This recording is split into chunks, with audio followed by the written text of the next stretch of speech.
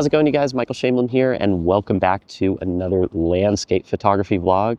And I'm back in Oregon, this time in the winter. And the reason I decided to visit in winter is to get some big wave action, because there are some amazing swells that you can get on the Pacific Northwest coast in the wintertime. So it's been a trip I've been wanting to do for a while now, and I'm back. So it's late morning right now, and I'm just at this nice pull out right here because I wanted to get above all of the waves and the coast.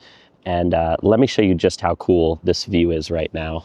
All right, so check that out. All the textures and patterns here. I mean, looking down the coast from this perspective is amazing. You know, you get the sunlight kind of shimmering off the waves too, which creates some really nice contrast. Check this out when I zoom in. We can start to play around with some of these patterns and get closer. Repetition of shape going on. Every once in a while, the waves will create some really interesting zigzaggy formations. So I'm trying some variations here. Also, the waves out in the distance, if I kind of zoom in that direction, look at how soft these waves look. And every once in a while, one of the waves will get some mist pushing back towards the west. So you get the wave pushing into the left side, and then you get the mist blowing back the opposite direction, and it looks so interesting. Just a lot to play around with here. I mean, it's like a mini playground for photography right now. So for settings here, I'm keeping it really simple. I'm just doing ISO 100, f8, and then whatever the shutter speed needs to be. So, you know, in this case, since I'm facing into the sun and it's daylight, I mean, I'm shooting like 1/1600 of a second, you know, in that range. The way the light shimmers off the water is incredible.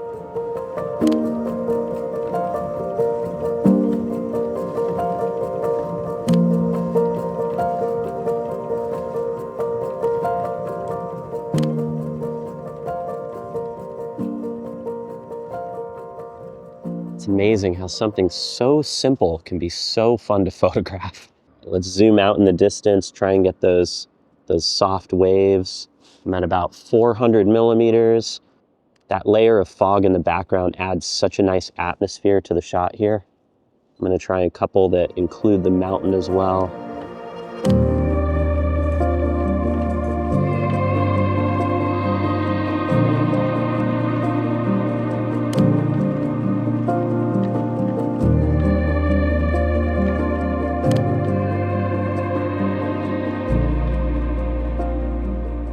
So funny enough, these waves out here aren't very big. I think they're like maybe, you know, 10 feet max, but there's just such a nice array of them and pattern to them that it doesn't really matter. I mean, you can create interesting photographs of waves with even medium-sized waves. Now, we do have predictions this trip for potentially 20-foot waves, and I'm really excited to shoot those. So for those shots, we're going to try and get way closer to the wave action and get the crash against the rock, or maybe a wave crashing against another wave. So this is sort of like a nice appetizer of things to come. Now, I did get a chance to shoot sunrise this morning.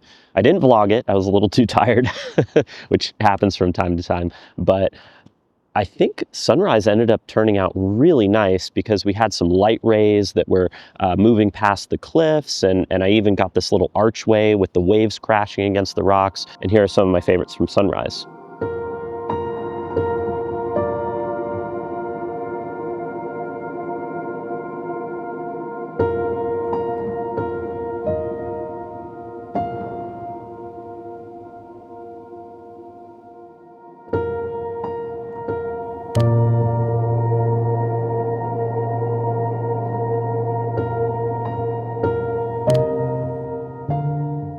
So here's an image shot with my drone high above these jagged cliffs. I waited for the sun to get in the right position, and luckily a thin layer of mist appeared, which helped to create all of those beautiful light rays. Now, since this was such a high dynamic range scene to photograph, I ended up having to do a bracket with my drone, and then I used the merge to HDR function in Lightroom so that I could get all of that highlight detail. After taking this one, I noticed that that little archway on the right side was starting to get some light as the sun traveled through the sky. So I decided to fly down there to take a closer look, and here's what I shot.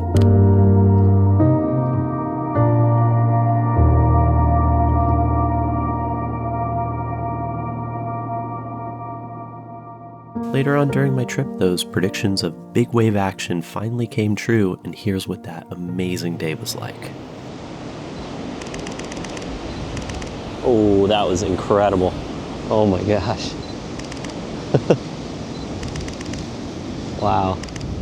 So I'm out here on the Washington coast shooting some big wave action, and it has been an amazing day so far. I've been out here since sunrise and I've seen so many different conditions. It's really, really cool. So at first it started out diffused with kind of a stormy day, and luckily the predictions have kind of shifted and now we're catching some light on some of these waves. And I want to show you what this looks like right now because it's absolutely incredible. All right, so here's the view at, well, let's see. Here's the view at about 100 millimeters. You can see that lighthouse out there. And as I zoom in, you can start to isolate the cliff with the lighthouse and the waves breaking on there. It's so cool. Now, earlier I was over to the right side, but there's a pretty large crowd here because it's also king tide. So I decided to move over here so I could do some vlogging and get a slightly different angle. But just the mist and the waves, every once in a while the birds will fly over the waves. Now the thing is, there's some really large waves that are crashing in, but the best parts of it is when you can get a wave crashing to the left, and then the waves that are pushing back on the other side crash into each other, creating these really cool fan shapes. And that's the thing I've been the most excited about. Now if I zoom on in here even further, let's just kind of go into like 400 millimeters. In terms of my shooting technique, I am on a tripod. I was doing a few handheld, a few on the tripod, but I'm mainly sticking to a really high shutter speed here. So, you know, I'm trying to completely freeze the wave action at like 1/800th of a second, or even higher than 1/1000th of a second. Let's see if we can get a collision here. We might get a small one. Oh, that is awesome. It's incredible, the power too. You can see the debris of all the logs inside the wave. It's kind of scary actually.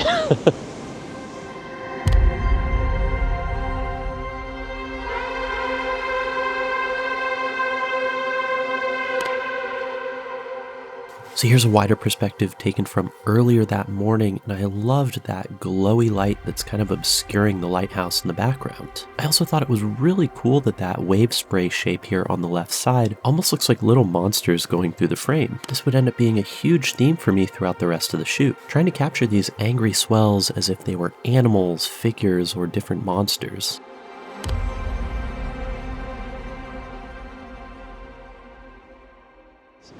So for wave photography, focus is pretty important. It can be a little bit tricky because depending on how you're shooting it, you'll want to focus differently. So let's say I just wanted a shot of the lighthouse with the rock, then I'm going to focus on the lighthouse back there, and I can just wait for the waves to hit the rock and that'll be great.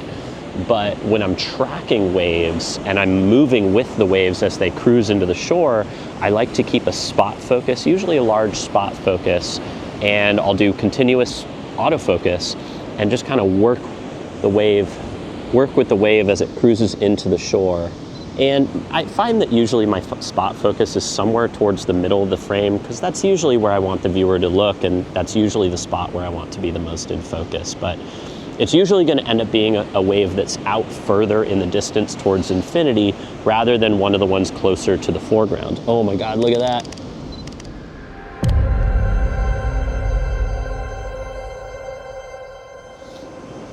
So this guy who's interrupting right now, that's Kenny. That's my buddy Kenny. Hi guys. We teach together, and he takes some amazing photos too. So check out KRL Photo. Hey, that's me. Oh! Collision. Oh, here we go. Pretty nice fan shape there. We just need a bird. We've always got to get a bird in the frame. I mean, you don't have to always get a bird, but it is nice. There's a few eagles up there. Have you seen them?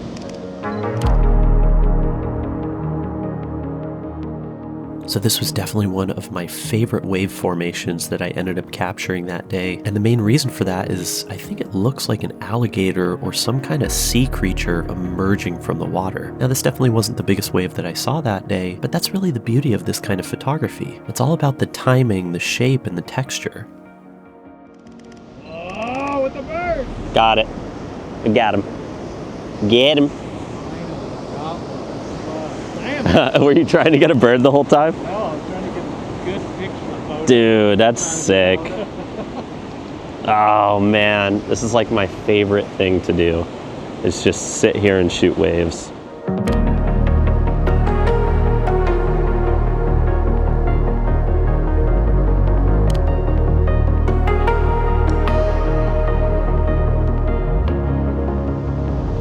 Every once in a while you see a wave that you don't think is going to be powerful, and then all of a sudden it just creates such an incredible shape. So you need to be so vigilant when shooting this type of photography. You need to be constantly watching the waves. Oh my God, there was a log that just flew through the air. Oh, that was a good one. That was a crazy shape. Yeah, that was super cool. You can tell by my expression I was absolutely overwhelmed by how incredible this day was. And now here's some of my favorite moments of shooting those waves.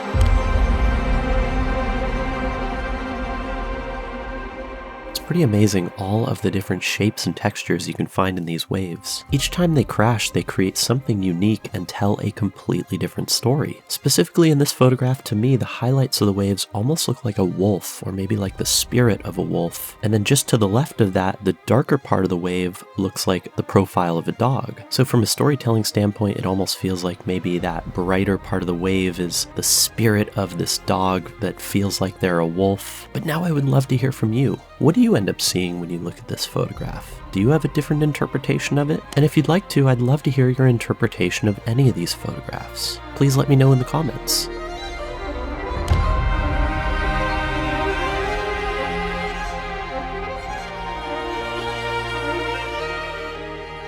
The sheer power that some of these waves generated was astounding, and especially in the cases where the waves would crash against the rock formations. In this example, you have the spray pushing up almost 80 or 90 feet. I kept aiming at the section, hoping for really interesting spray formations, and sure enough, I captured this.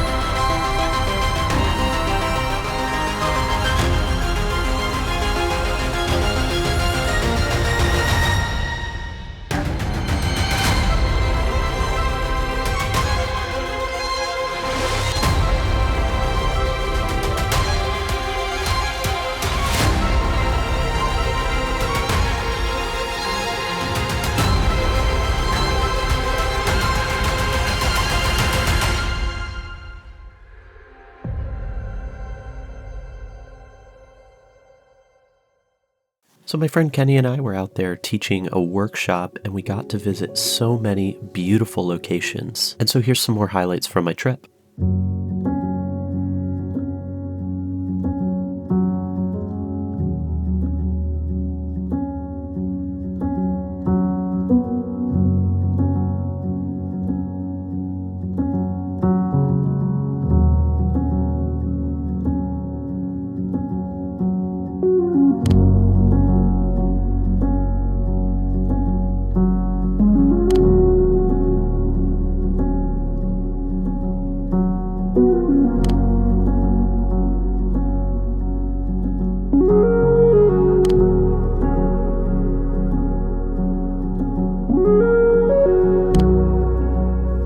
images of this bird flying through this monstrous wave are something I've tried to capture for many years, and luckily the lighting, the timing, the texture, everything just lined up perfectly here. For these images, again, I'm really prioritizing my shutter speed. I'm using a continuous spot focus, and I'm moving with the wave as it tracks into the shoreline. And for my angle here, I'm actually standing high above a cliff. So it gave me a really cool perspective to look down at the wave rather than right at the horizon level. And I think the last thing that I haven't really talked about when it comes to wave photography is patience. Wave photography is one of those styles where you can't just show up and immediately get an interesting shot. Sometimes it can take hours before you get the right pattern or the right shape, and especially with the timing of trying to get some of these birds as well. So if you do want to go out and shoot some wave photography for yourself, make sure to take a deep breath, relax, and just enjoy the beautiful coastline that you're on. With that, I really hope you enjoyed this video. If you did enjoy it, please give it a thumbs up and consider subscribing to the channel for more. And if you want to join me for some coastal photography, I have a bunch of workshops available. I've got one in Ireland, which is going to be an incredible trip this year in September. And then I've also got workshops on the Oregon coast in the summertime and in the winter. You can find all of them listed over on my website. Thank you all so much again for watching,